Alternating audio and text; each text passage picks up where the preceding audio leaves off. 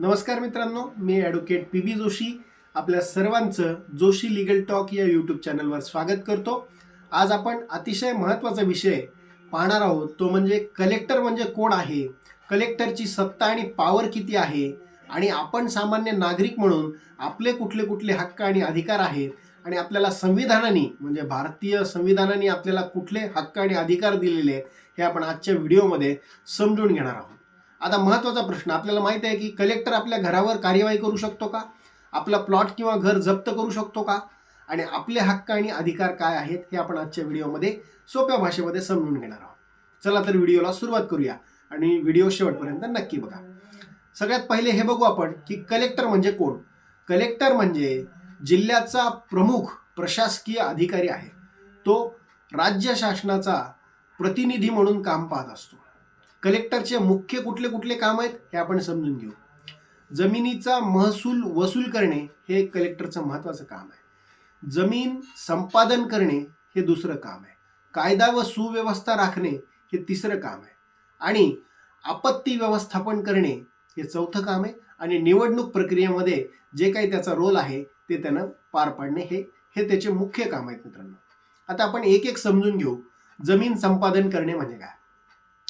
Land acquisition act 2013 नुसार कलेक्टरला public पर्पजसाठी कुठलीही जमीन संपादन करण्याचा अधिकार दिलेला आहे मित्रांनो.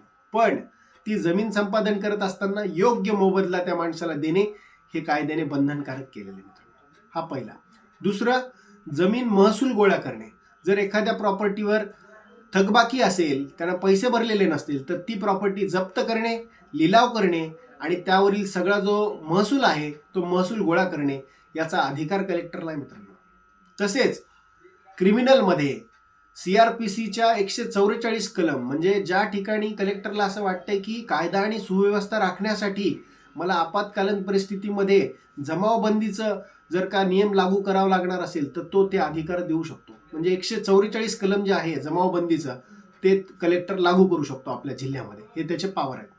दुसरं, आपत्ती व्यवस्थापन म्हणजे काय की ज्या ठिकाणी पूर परिस्थिती असते किंवा दुसऱ्या वेगवेगळ्या नॅचरल डिझास्टर होऊ शकतं, हे आपण आधीच कसं टाळू शकतो या संदर्भात जे काही आपल्याला करावं लागणार आहे या संदर्भातचं व्यवस्थापन म्हणजे आपत्ती व्यवस्थापन. आणि निवडणूक प्रक्रियेमध्ये तर आपल्याला माहीतच आहे की निवडणुकीमध्ये इलेक्शन कमिशनचा हा मेन अधिकारी मानला जातो. त्यामुळे निवडणूक प्रक्रियेमध्ये सुद्धा कलेक्टरचा महत्त्वाचा रोल आहे.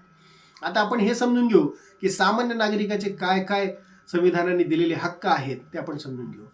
आर्टिकल 14 जे ते काय समानतेचा अधिकार देतं मित्रांनो. समानता म्हणजे कायद्यासमोर कलेक्टर पण समान आहे आणि सामान्य नागरिक पण समान आहे. त्यामुळे कलेक्टर जरी पदवी असली तरी पण कायद्याच्या वर कोणीही नाही मित्रांनो. हा सगळ्यात पहिला अधिकार आणि हक्क आपला सामान्य नागरिक म्हणून आहे. दुसरं, आर्टिकल 19 जे आपल्याला काय देतं, स्वातंत्र्याचा अधिकार, बोलण्याचं स्वातंत्र्य, व्यवसायाचं स्वातंत्र्य, राहण्याचं स्वातंत्र्य, अभिव्यक्ती स्वातंत्र्य. हे सगळं जे स्वातंत्र्य आपल्याला दिलेले हे भारतीय संविधानाने दिलेले. त्यामुळं हे दिलेलं आहे पण अप टू सर्टन एक्सटेंट. जसं आपण 144 कलम बघितलं की जमावबंदी जर का लागू केली तर त्या केसमध्ये तुम्हाला हे जे संविधानाने दिलेले अधिकार आहेत हे कुठं वापरायचे, कुठं नाही वापरायचे आणि कितपर्यंत वापरायचे यावर बंधनं दिलेली आहेत मित्रांनो. बरोबर आहे. त्यानंतर आर्टिकल 21 जीवनाचा आणि स्वातंत्र्याचा अधिकार. म्हणजे मी जर घरात बसलोय आणि कलेक्टरला जप्ती करायची आहे तर कलेक्टर मला जबरदस्तीने घरातून बाहेर काढू शकत नाही. कायदेशीर प्रक्रिया त्याला पण फॉलो करावं लागेल.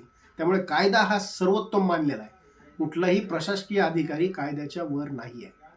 त्यामुळे सत्ता आहे त्यांच्या हातात पण आपल्याला आपले हक्क माहीत पाहिजेत, काय हक्क आहेत आपले ते. बरोबर आहे. आता आपण हे समजून घेऊ की कलेक्टरनं जर का चुकीची कार्यवाही केली असेल तर आपण कुठे दाद मागू शकतो. आपण एक तर तहसीलदार किंवा सब डिव्हिजनल ऑफिसरकडे तक्रार घेऊन जाऊ शकतो. दुसरं, हायकोर्टमध्ये आपण रिट पिटिशन दाखल करू शकतो. तिकडून स्टे ऑर्डर सुद्धा आपण घेऊ शकतो. तर अशा आपण प्रक्रिया करू शकतो. आपल्याला माहिती कुठून मिळणार आहे मित्रांनो, RTI द्वारे आपण कुठल्याही प्रकरणाची माहिती आपण काढून घेऊ शकतो. तर हे आपले हक्क आहेत आणि कलेक्टरची ही जबाबदारी आहे. त्यामुळे आता घाबरू नका मित्रांनो, तुमचे हक्क भरपूर आहेत. कलेक्टरच्या पण जबाबदाऱ्या आहेत. हे आपल्या संविधानाने आपल्याला पूर्णतः संरक्षण सगळ्यांनाच दिलेलं आहे. त्यामुळे कायद्याच्या वर कोणीही नाही आहे. कायद्याचं पालन करणे त्यांचं काम आहे. कलेक्टर जरी असले तरी पण ते जनतेचे पालन करता म्हणून काम पाहणार आहे. बरोबर आहे. ते काही मालक नाही. आजच्या व्हिडिओमध्ये आपण सोप्या भाषेमध्ये ही माहिती समजून घेतली. आणखी जर का आपल्याला कुठल्या विषयावर कायदेशीररित्या माहिती हवी असेल तर नक्की कमेंट बॉक्समध्ये लिहा. आपण त्यावर सेपरेट व्हिडिओ तयार करू. आणि आजचा व्हिडिओ जर आवडला असेल तर नक्की लाईक करा, चॅनलला सबस्क्राईब करा आणि शेअर करा. धन्यवाद.